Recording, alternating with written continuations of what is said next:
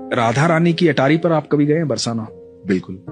उससे नीचे एक समाधि बनी है गुलाब खान की।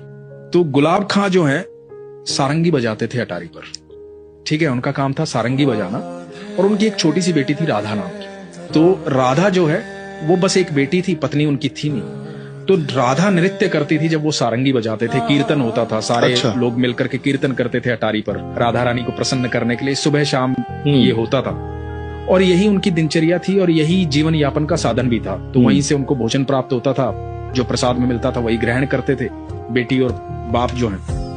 तो ऐसे करते करते समय बीतता जा रहा था, राधा बड़ी होती जा रही थी। जब राधा बड़ी हो गई तो वहां के गोस्वामी जी ने, कुछ लोगों ने कहा कि भाई राधा का विवाह कर दे, शादी कर दे। तो गुलाब खान ने कहा कि मैं कौन होता हूँ शादी करने वाला, और मेरी तो इतनी औकात भी नहीं है, हैसियत भी नहीं है, जो होगा राधा रानी देखेंगे। तो लोगों ने कहा भाई सारा खर्चा हम करेंगे, सारी व्यवस्थाएं हम करेंगे, तो चिंता मत कर, राधा रानी का ही तो दिया हुआ है सब। तो एक लड़का देखा गया और राधा की शादी कर दी।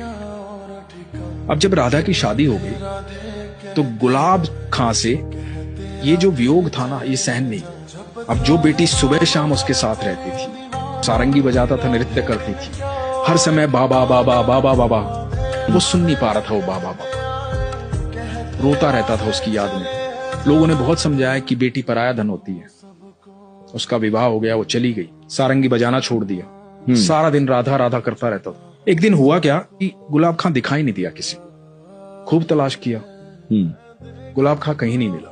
तो लोगों को लगा कि बेटी के वियोग में आ गया था, दुखी हो गया था, हो सकता है बैकुंठ धाम चला गया हो, उम्र भी हो गई थी उसकी। तो लोगों ने एक समाधि बनवा दी गुलाब खां की याद में बरसाना में। एक दिन गोस्वामी जी अटारी से नीचे आ रहे थे, महल से नीचे आ रहे थे, राधा रानी के महल से। तो गोस्वामी जी को आवाज सुनाई दी पीछे से कि गोस्वामी जी राधे राधे। पीछे मुड़ के देखा तो गुलाब खां खड़ा हुआ था। बोला कहाँ थे तुम, इतने दिन से दिखाई नहीं दिए, हमने तो कभी अटारी पर देखा नहीं तुझे। तो बोले नहीं, एक दिन क्या हुआ कि मैं रात को, उस दिन रात को सब लोग चले गए थे, मैं यहाँ रो रहा था, राधा राधा चिल्ला रहा था। एक छोटी सी बच्ची आई और बोली बाबा सारंगी नहीं बजाओगे,